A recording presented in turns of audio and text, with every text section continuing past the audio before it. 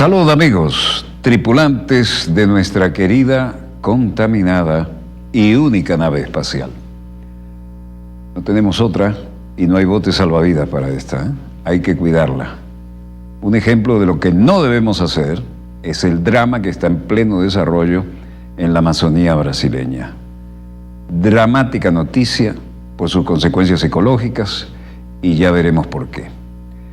Bueno, donde quiera que se encuentren de ese lado del receptor, gracias por permitirnos estar allí con ustedes. Desde el estudio 3 de Venezolana de Televisión, VTV, canal decano de la televisión venezolana, comienza aquí Dossier, el programa decano en todo el hemisferio occidental de la información internacional vía satélite. La pauta ha quedado absolutamente desplazada por el tremendo drama ecológico que se desarrolla en el ámbito de la Amazonía. Este es el pulmón del planeta. ¿Quién y por qué ha generado esta gigantesca y muy premeditada quemazón? Está por verse. En todo caso, veamos los acontecimientos en pleno desarrollo y compartamos esta tragedia inimaginable. Bueno, antes de llegar al tema en concreto, los brasileños marchan por los incendios del Amazonas, varios manifestantes sosteniendo pancartas que decían SOS Amazonía. En Rondônia, Brasil, cantidad de incendios forestales inexplicables hasta ahora y varios tipos de focos en un área brutalmente amplia. Tomas aéreas veremos también de las fuerzas de la región en la selva amazónica. Esto es lo tomado a nivel de tierra, obviamente.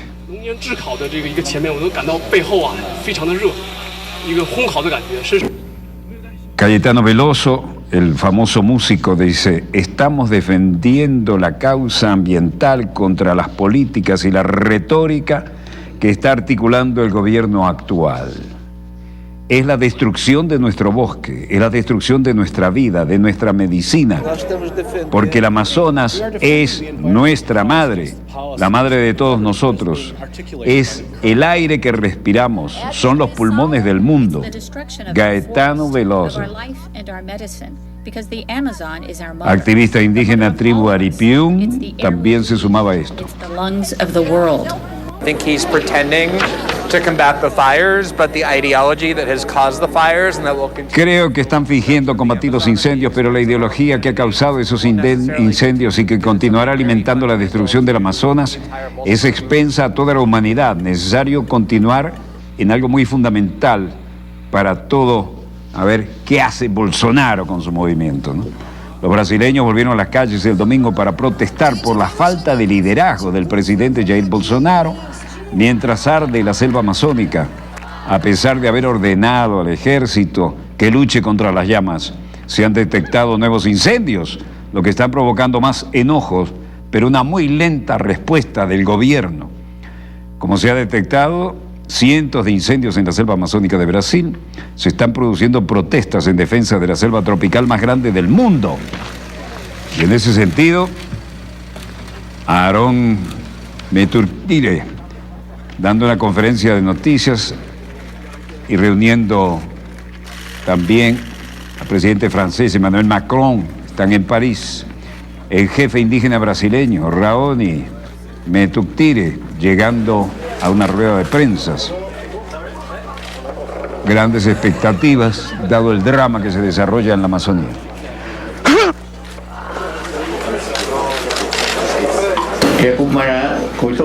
Creemos que la posición del presidente brasileño Bolsonaro está incitando a los productores a iniciar incendios.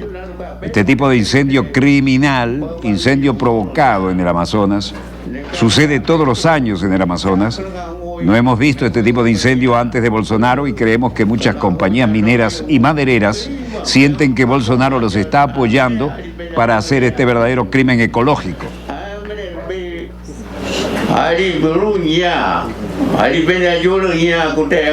Una cosa que hemos tomado de nuestra conversación con Macron es que va a convencer a los jefes de Estado para ayudarnos en lo que se refiere a la necesidad de salir adelante haciendo frente a este drama.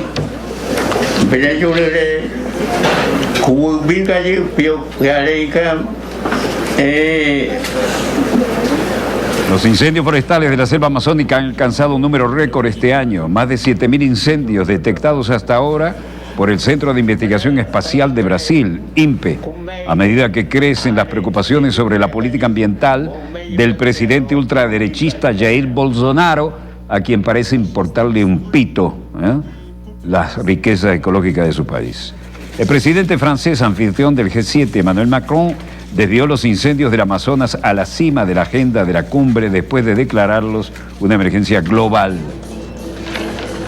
Mientras tanto, manifestaciones en Lisboa demandan que Bolsonaro se va y el Amazonas se queda. Verdes pelucas salven al Amazonas y manifestantes. Bolsonaro se va, Amazon se queda, en portugués. Y paren este apocalipsis y párenlo ahora. Defiendan el Amazonas. Necesitamos señalar con el dedo a la industria de la carne porque es un factor de deforestación en Brasil, pero también podemos hacer una diferencia a través de nuestro propio comportamiento. El comportamiento individual es importante, podemos obtener resultados, debemos de tener esto de tener que elegir entre una cosa y la otra. Queremos paz y queremos cuidar la ecología. Y ciertos tipos de productos cuando vamos al supermercado no deberíamos comprarlos porque son a costa de nuestra área verde. Bueno, Lisboa en el Amazonas.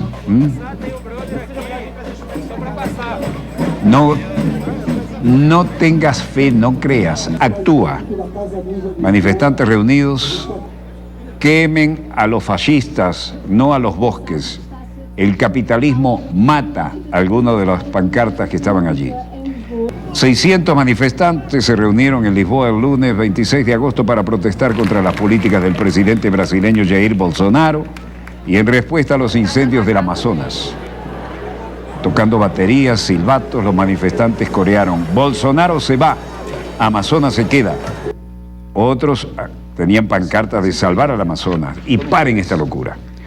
Bueno, Elías Rincón, pastor residente de Unicristiana, fue invitado a deponer su punto de vista sobre ciertas misiones en nuestro sur de Venezuela y se agrega a nuestra interpretación. Internacional, capítulo Latinoamérica, que son diferentes iglesias y organizaciones de otros países, y es miembro principal de CONATEL en el área de religión, misionero y fundador de iglesias en el país desde 1964. Bienvenido, doctor Elías Rincón. El motivo de su presencia aquí es que usted quería aclarar puntos y la audiencia es suya. Bueno, muchas gracias. Quisiera comenzar a agradecer a la audiencia que nos está viendo y escuchando en este momento. Agradecerle a usted también el que nos haya dado la oportunidad de responder a algunas declaraciones que en uno de sus programas se dieron a través de esta emisora y que fueron dadas por el general en situación de reserva, Roberto González Cárdenas, donde se hicieron una serie de acusaciones en contra de las iglesias cristianas evangélicas en Venezuela. Especialmente hizo mucho énfasis en las iglesias pentecostales, que son precisamente las iglesias que tienen la mayoría de membresía evangélica tanto en Venezuela como en Latinoamérica y posiblemente en el mundo. Por lo tanto, pues, tomando unas palabras del mismo general, él dijo que las declaraciones que iba a dar eran delicadas, muy delicadas y sumamente delicadas. Y de cierto que lo fueron. Inclusive yo añadiría que fueron temerarias. Por cuanto se hicieron acusaciones como estas, por ejemplo, son palabras textuales del general: somos neofascistas. O sea, primeramente la iglesia no es ningún partido político, no somos antidemocráticos. Si hay alguna iglesia en cualquier parte del mundo que practica la convivencia, que practica las buenas relaciones, que practica el amor, que practica la amistad y que es amante de la paz, es precisamente la Iglesia Cristiana Evangélica en Venezuela y el mundo por tradición. Muchas de estas iglesias, no todas, porque hay una cantidad de iglesias que sí están trabajando con las comunidades de forma como debe ser, como manda lo que es la ley de Dios, si vamos a empezar por allí. Estas sectas religiosas empezó en Brasil, lo tenemos metido acá en Venezuela, muchísimo, la Iglesia Universal, para ser más exacto, pero también está metido en Perú, está metido en Argentina, está metido en Colombia muy fuertemente y con unas connotaciones de neofascismo. Entonces estamos viendo un verbo por ciertas determinadas iglesias no consonas con este proceso que estamos llevando, sino que van a la parte política. Nos acusa de agentes encubiertos de la CIA. No tenemos ninguna clase de relación con esta institución. Nos acusa de ultraderechistas, cuando nosotros somos propagadores de la libertad, propagadores de la democracia, propagadores del bienestar común, y por lo tanto no sabemos de dónde pues aparece esta clase de acusación.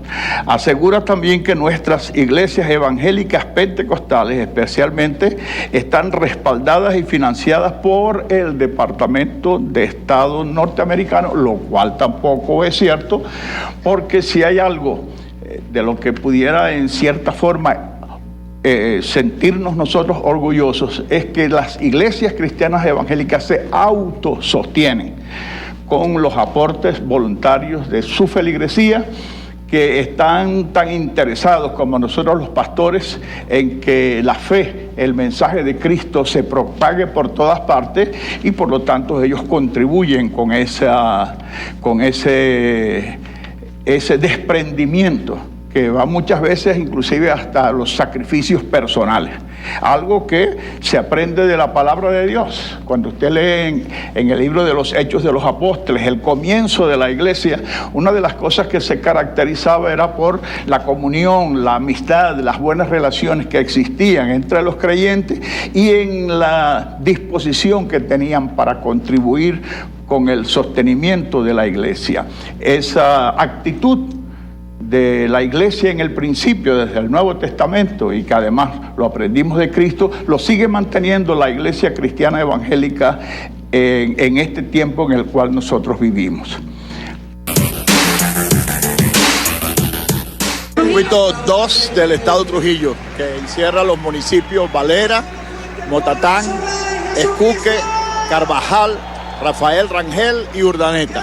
Y voy de primero en voto lista. Apóstol, ¿qué opinión le merece este tipo de eventos como parte de la preparación de los candidatos de Nuvipa que han sido llamados por Dios para gobernar este país? Bueno, aunque la actividad no es política, voy de primero en voto lista. Nosotros hemos comprendido de que para cualquier cosa que querramos hacer y que querramos ser un instrumento de bendición, necesitamos la dirección de Dios, la dirección espiritual, y por eso estamos valorando pues inmensamente este congreso.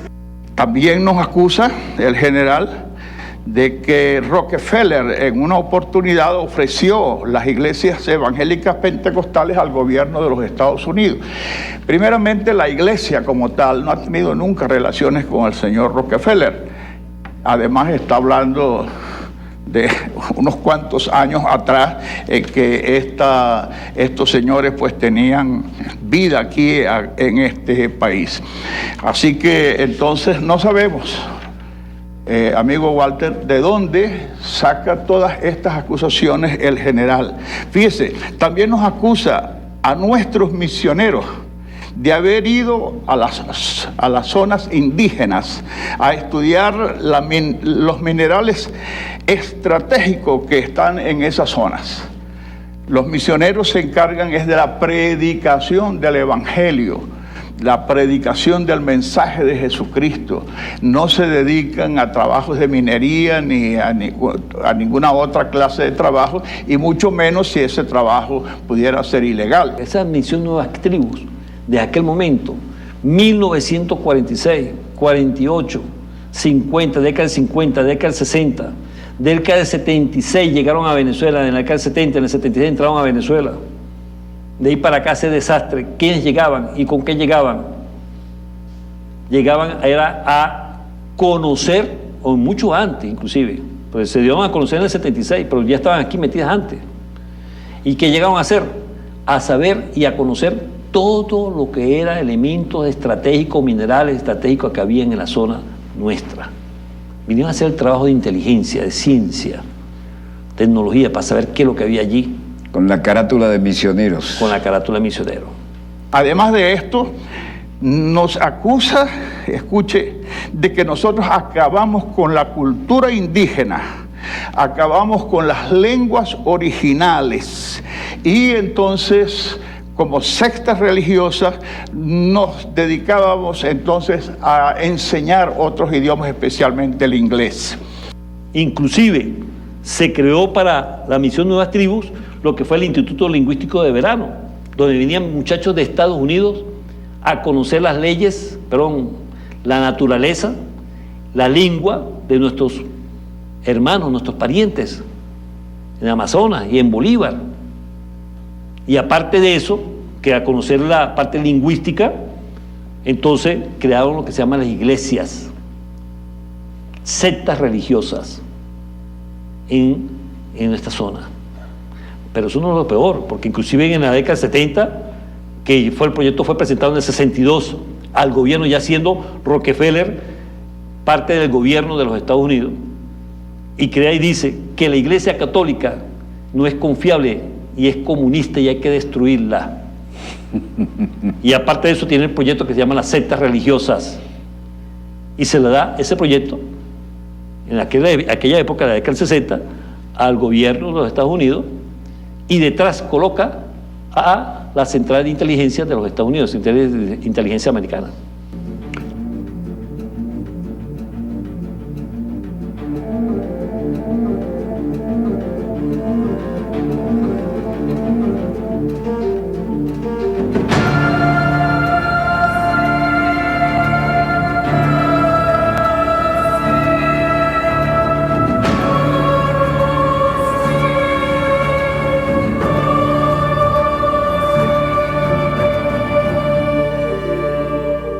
Pero detrás estaba el Departamento de Comercio de los Estados Unidos, estaba detrás de todo esto. Se creó CADA por Rockefeller, Abasto Gaber, Sociedad Anónima, Minimas fue creado, Pesquería Caribe, Productora Agropecuaria Compañía Nueva Paca, Mamá Carabobo, la Industria Láctea Carabobo, Inlaca, Vía Láctea Compañía Nueva Vilaca, pero también fueron lo que fue el creador de lo que se llama la Misión Nuevas Tribus. Misión Nuevas Tribus, 1946. Ya desde la posguerra, terminada la Segunda Guerra, se metieron con todo. Misión Nuevas Tribus. Desde esa época que están. Sí. Ahora, ¿qué pasa con esto?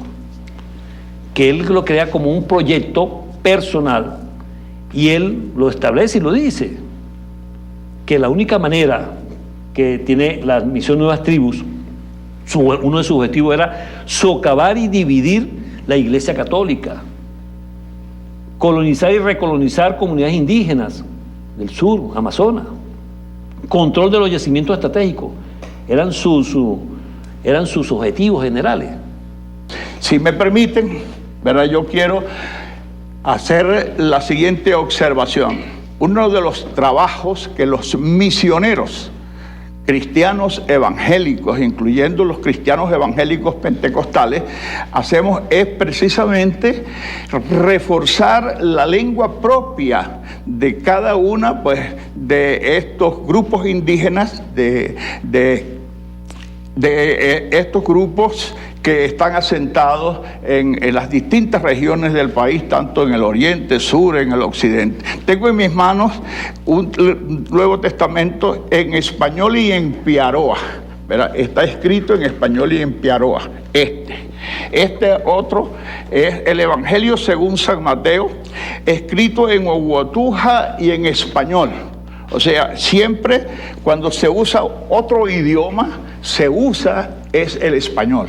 Pero fíjense el trabajo que han hecho nuestros misioneros. Primero, estar allí, escuchar cómo hablan, crearle la escritura y luego publicar, ¿verdad? Hay cantidad de libros dedicados a la educación, libros. El hecho de que tengan la Biblia completa. Por ejemplo, tengo en mi mano aquí la Biblia escrita en el idioma guarao. Entonces, ¿por qué este señor nos acusa de que nosotros pues hemos dañado la cultura indígena, que nosotros hemos acabado con los idiomas originales? El caso más contundente de manipulación en las traducciones es quizá el presentado por Henry Corradini. Los misioneros incluyeron en los pasajes bíblicos a los indígenas Panare o Ñepá del Caño Colorado del estado Bolívar. Falsificaron a su antojo los acontecimientos de la tradición judeocristiana, involucrando irresponsablemente a los Panares en la Biblia, para lograr un impacto violento y definitivo en sus mentes.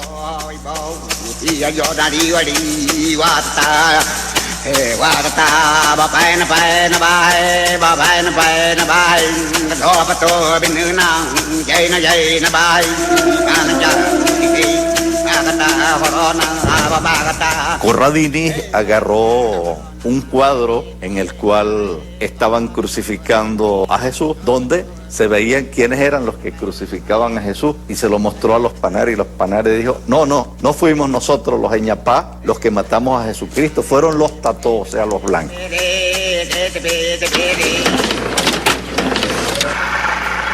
En su afán por conquistar las almas indígenas, los misioneros de las nuevas tribus no solo manipularon los textos bíblicos, también desarrollaron métodos de conversión altamente sofisticados.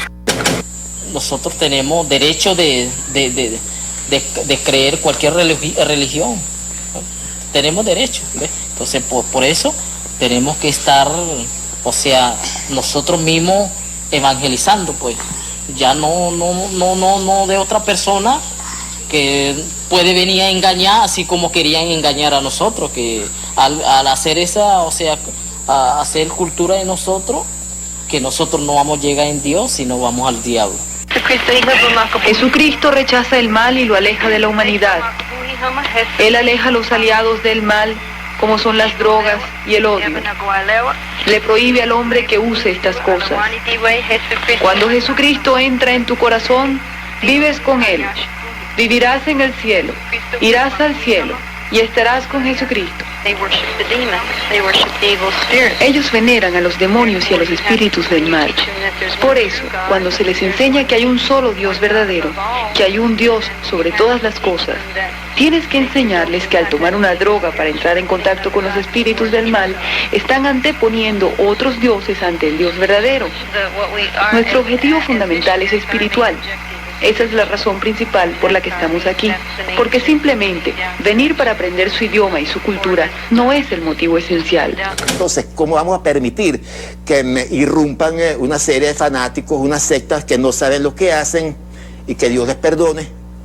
Y con la prédica de que aquellos son cultos satánicos, que son unos seres feroces, endiablados, unos asesinos que se matan entre sí, que los indios se envenenan, que no tienen un milímetro de civilización de nada, y entonces ellos prácticamente no solamente les salvan la vida futura, sino que también les vienen a salvar pues, para la vida terrestre actual. Entonces, esa deformación cínica de la realidad, y sobre todo cuando eso viene pues, con propósitos también colonizadores.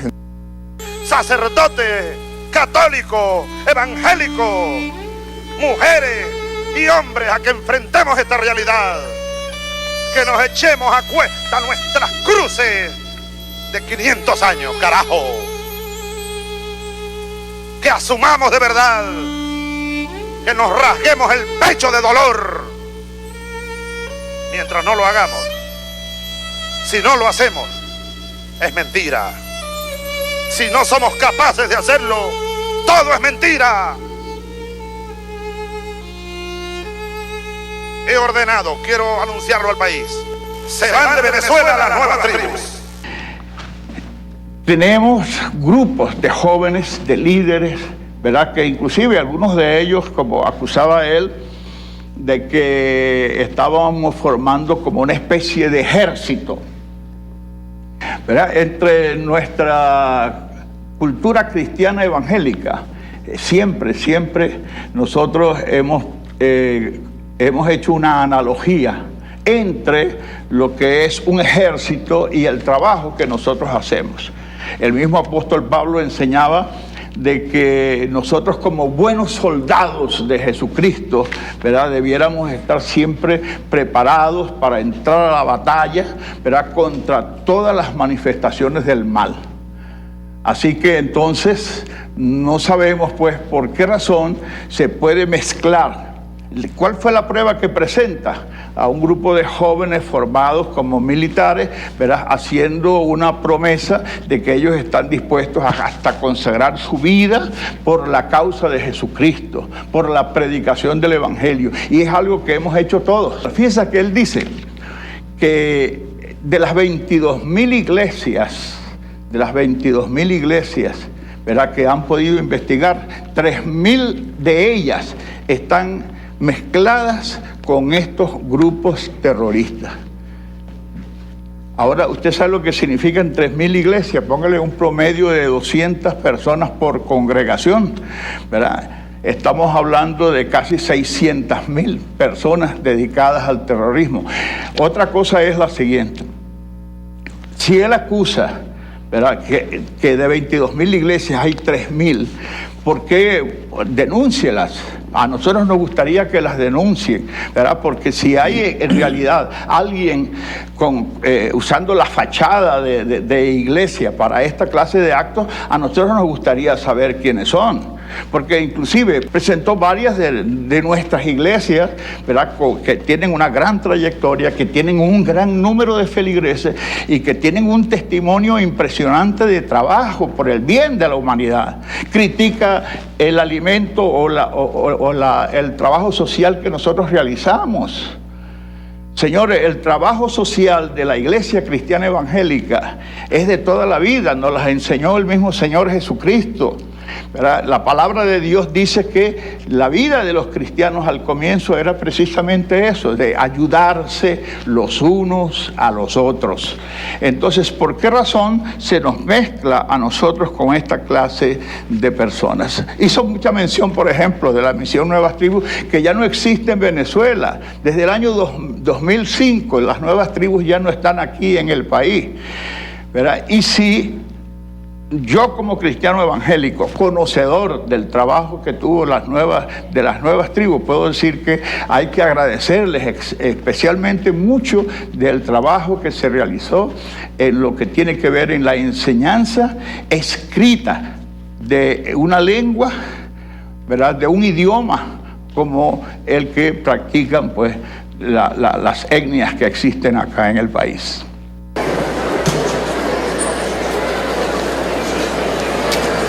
Buenas noches, señor oficial. Informo que somos un total de 32 marchantes que deseamos hacer esta exhibición con la única finalidad.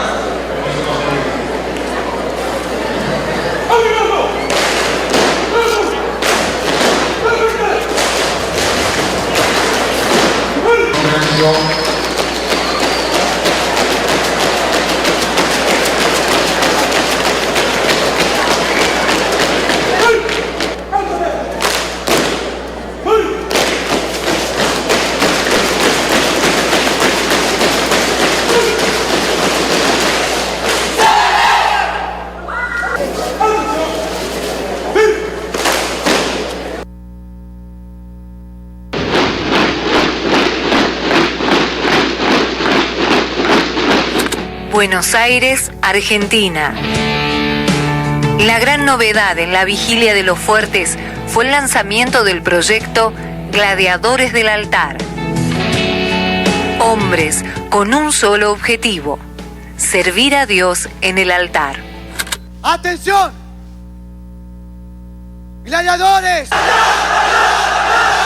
Pleno barrio de Almagro. A mis espaldas ustedes verán la Iglesia Universal del Reino de Dios, donde sabemos se practica ese curioso rito de los gladiadores del altar. Vamos a intentar ingresar con las cámaras de La Nación Más y hablar con alguien responsable para que nos explique más sobre por qué y cómo se desarrolla esa práctica. Formaremos una nueva generación de pastores guerreros, determinados a hacer la obra de Dios y deshacer las obras del mal. Bueno, finalmente no nos atendieron, no nos dejaron ingresar con la cámara al Templo Universal del Reino de Dios, esperamos más de una hora. Habíamos cumplido con los requisitos que nos pidieron, pedir una entrevista durante toda la semana para llegar a este día y poder hablar con algún responsable que nos contara sobre esta práctica de adoctrinamiento y militarización de los jóvenes, conocida como gladiadores del altar.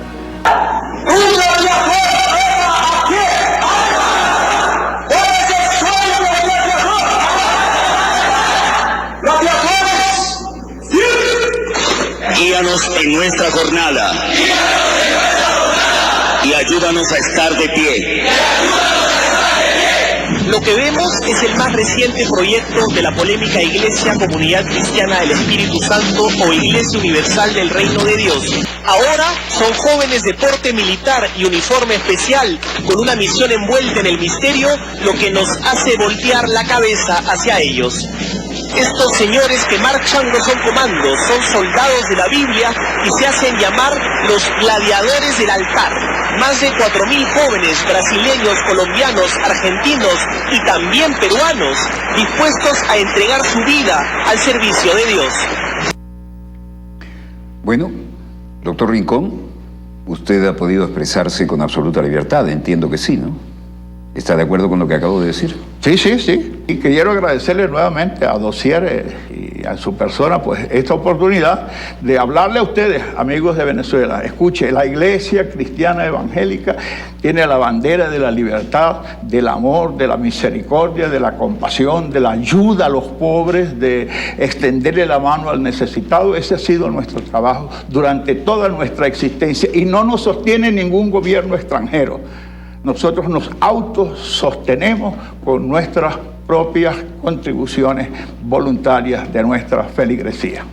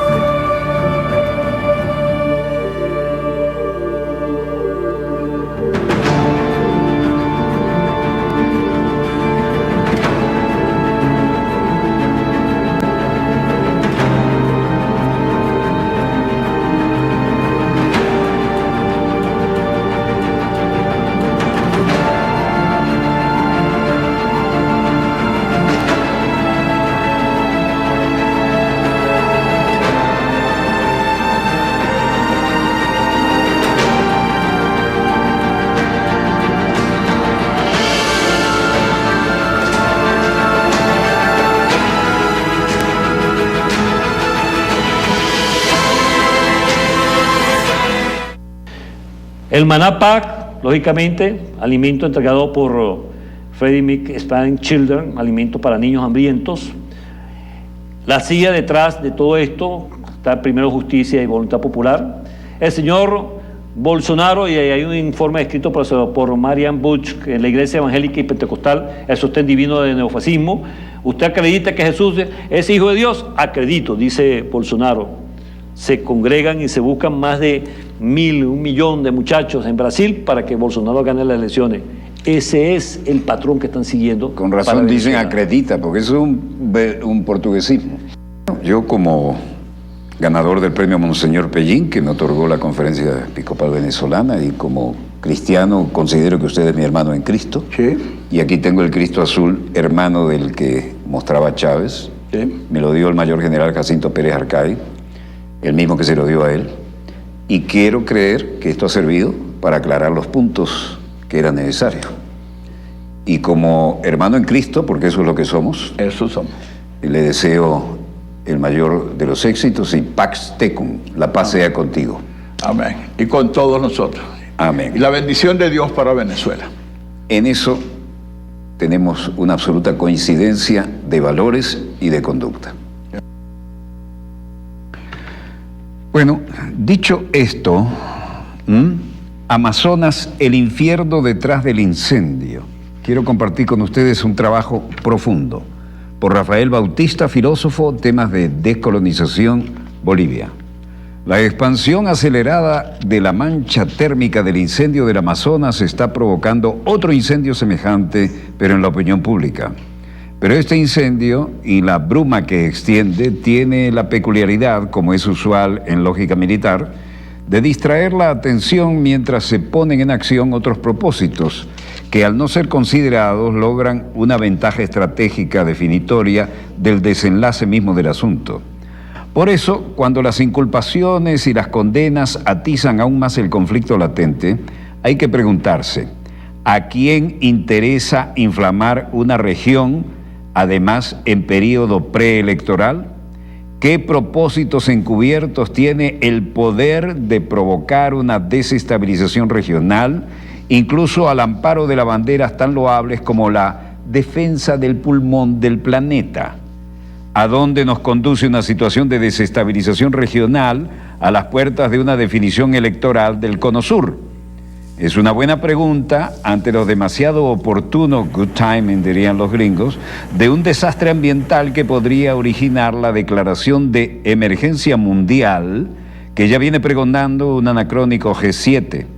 En esto hay que ser claros, nunca una ayuda proveniente de los países ricos ha sido generosa, sino parte de una política intervencionista e injerencista. Si esto es así, la hipótesis de la deliberada diseminación de los focos de incendio cobra otros matices. No se puede olvidar que nos encontramos en un proceso de crisis civilizatoria y que las actuales guerras frías no declaradas expresan políticas de sobrevivencia que el sistema capitalista asume como últimos recursos para restaurar su hegemonía. Entremos en contexto.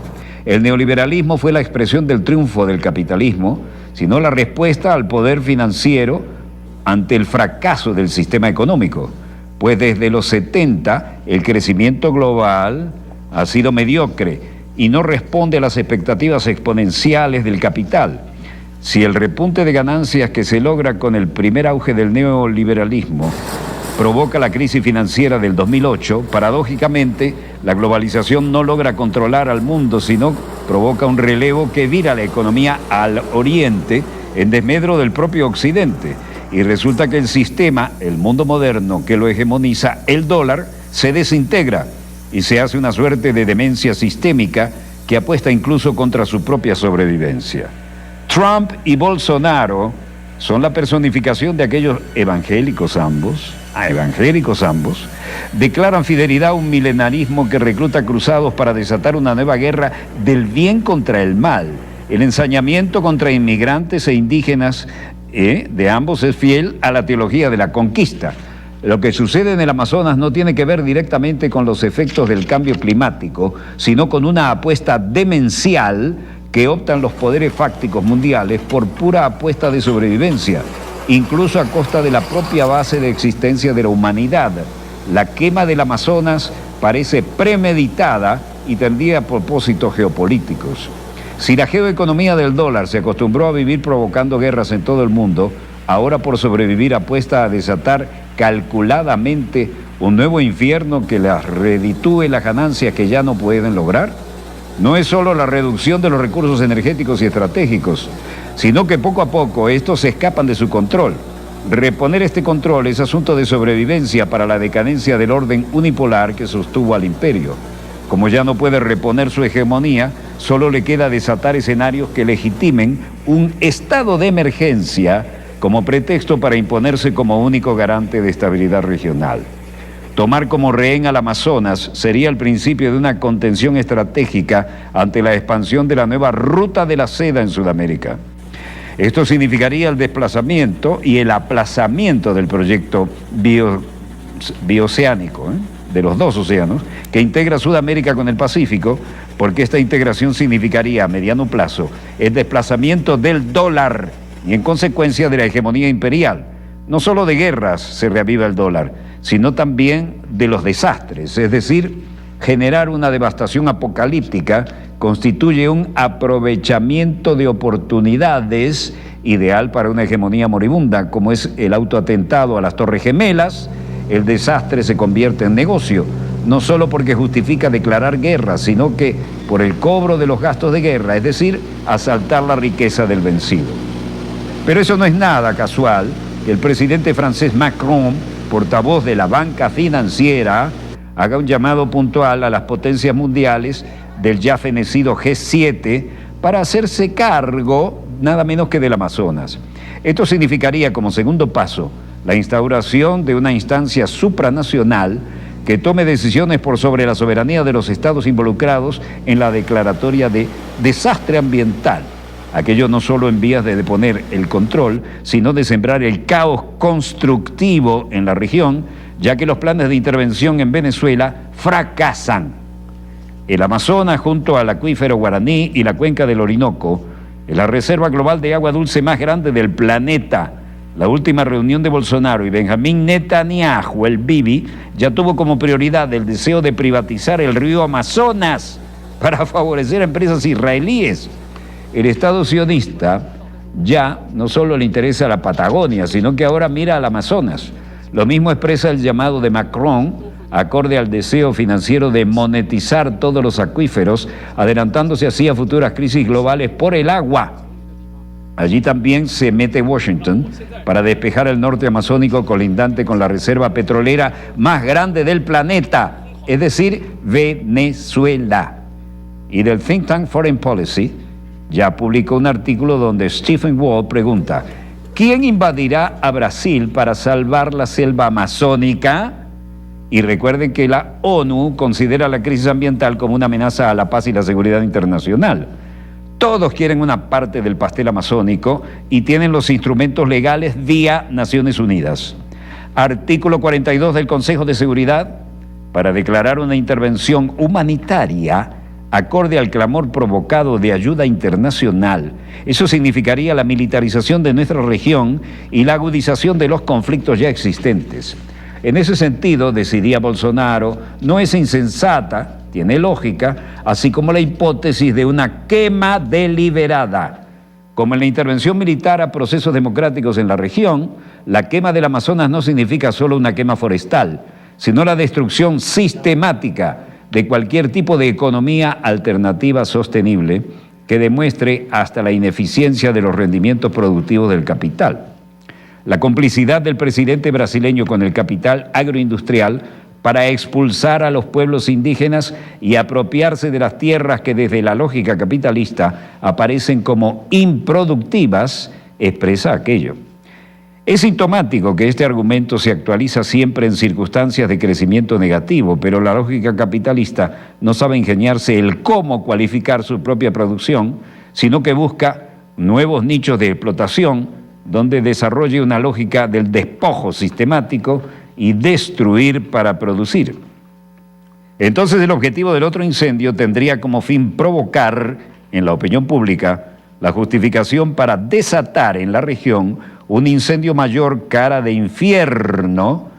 Las redes sociales ya vienen promoviendo condenas de todos contra todos, dando paso a una desestabilización impensada que apuntaría no solo a frenar los actos electorales, sino a legitimar una intervención con cara de ayuda. Partiendo de estas consecuencias probables, es que se puede desencubrir una digitación calculada que no es sopesada por una crítica ambientalista que deja de lado la ecuación geopolítica y es ingenua de la fundacionalización que hace el sistema económico mundial, incluso del discurso del cambio climático, como generador de nuevos procesos de acumulación capitalista. La última contienda electoral de Argentina repercutió negativamente en los mercados porque aquellos estarían reconfigurando un nuevo equilibrio geopolítico en Sudamérica. La tendencia creciente en Bolivia, Argentina y Uruguay amenaza al propio Brasil, pues se rodea de gobiernos que influirán en su propio panorama político. Esto afecta a los intereses de los poderes fácticos globales que se encuentran en plena crisis de sentido vital y enfrentan el fin de su hegemonía centenaria. La expansión de la nueva ruta de la seda que promueve China tiene a Brasil y Bolivia como pivotes de la inclusión de Sudamérica en un proyecto de infraestructura de comercio global que determinaría desplazar al dólar y al Atlántico como ejes de la economía mundial. Si esto es así, una crisis medioambiental extendida dispone los planes de integración geoestratégica de Sudamérica hacia el Pacífico. Curiosamente no se trata de hechos casuales, ya que aunque los focos son aislados, la sincronía de estos y la configuración de una mancha compacta entre Brasil y Bolivia confluyen tres regiones estratégicas: el Pantanal, el Amazonas, la Chiquitanía, y las cuales deberían ser conectadas por el tren bioceánico. Las tres aportan cantidades considerables de oxígeno al planeta, por encima del 25%, además de una absorción importante del contaminante CO2.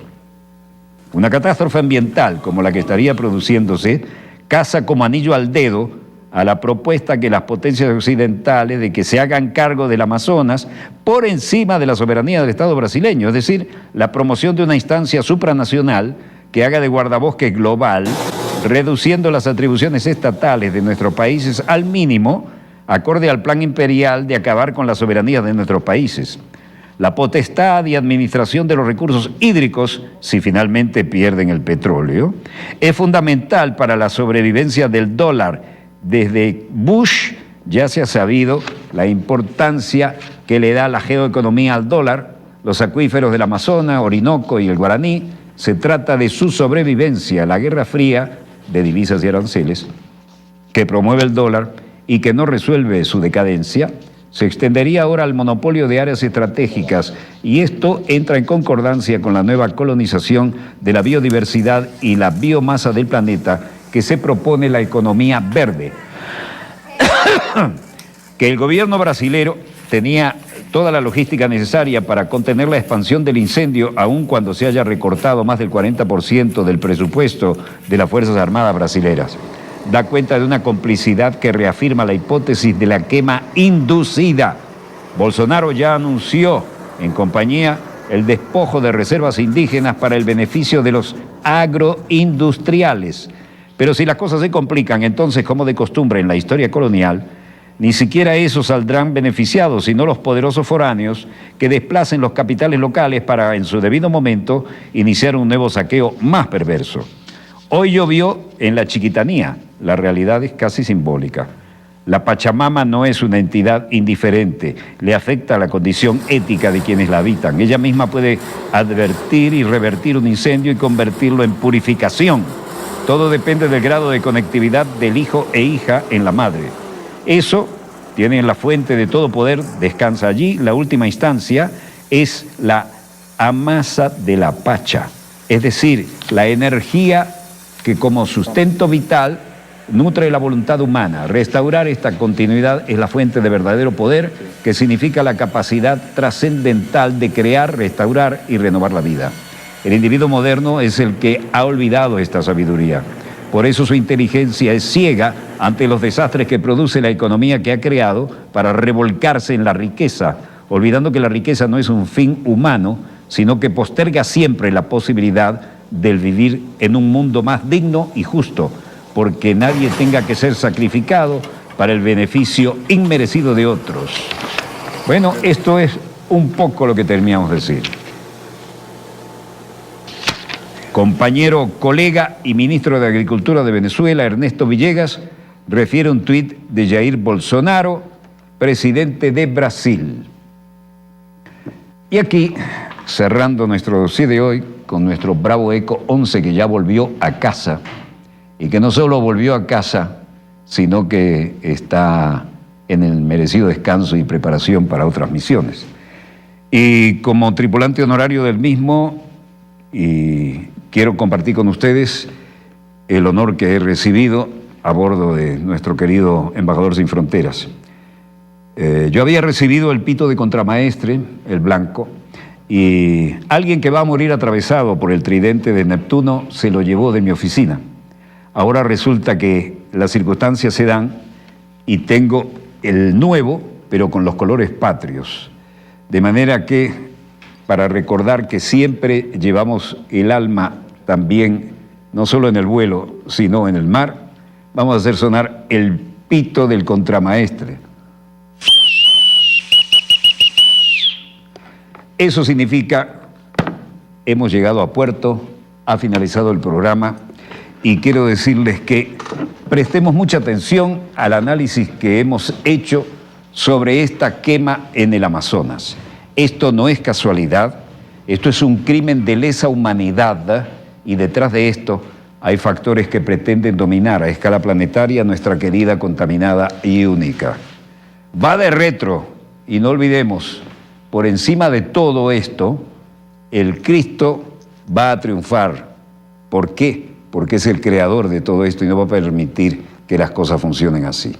Donde quiera que se encuentren de ese lado del receptor, gracias por permitirnos estar allí con ustedes. Desde el estudio 3 de Venezolana de Televisión, VTV, finaliza aquí Dossier, el programa decano en todo el hemisferio occidental de la información internacional vía satélite. Una vez más, nuestro profundo agradecimiento a la doctora Alida Sadonja Maneiro por esta editorial que dice todo lo que había que decir, y hasta aquí llegó este dossier.